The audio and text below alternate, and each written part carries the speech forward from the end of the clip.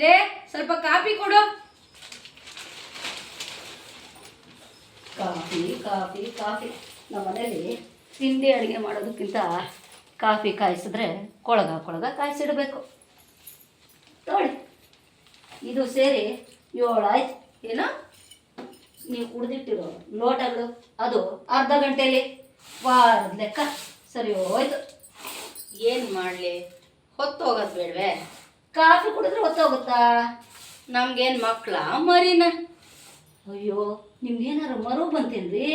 ಬಂಗಾರದಂತ 2 ಮಕ್ಕಳು, 3 ಜನ ಮೊಮ್ಮಕ್ಕಳಿದ್ದಾರೆ. ಅದ್ಯಾಕೆ ಹಂಗಂತೀರ? ಬಿಡ್ತವನ್ರಿ.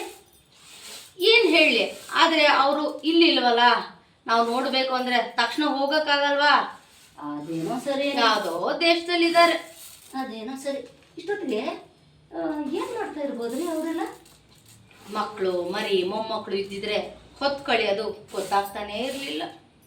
ಮಕ್ಕಳು ಮರಿ ಇದ್ದಿದ್ರು ಅವ್ರವ್ರ ಕೆಲಸದಲ್ಲಿ ಅವ್ರು ಇರೋರು. ಒಂದು ಕೆಲಸ ಮಾಡಿ, ಹೇಗೂ ರಿಟೈರ್ಡ್ ಆಗಿದ್ದೀರಾ, ಸ್ಕೂಲ್ ಮಕ್ಕಳಿಗೆ ಪಾಠ ಹೇಳ್ಕೊಡಿ. ಈ ಕಾಲದ ಮಕ್ಕಳು ನನ್ನ ಪಾಠ ಯಾರು ಕೇಳ್ತಾರೆ? ಯಾಕ್ರಿ ಹಂಗಂತೀರ? ಎಲ್ಲ ಕಡೆ ನೋಡಲ್ವಾ ಪಾಠಕ್ಕೆ ಹೋಗೋದನ್ನ?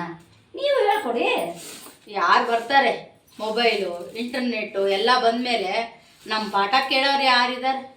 ಅದೇನೋ ನಿಜ ಅನ್ನಿ. ಹೋಗ್ಲಿ, ದೇವ್ರ ನಾಮ, ಶ್ಲೋಕ, ಸಂಸ್ಕೃತನಾದ್ರೂ ಹೇಳ್ಕೊಡಿ.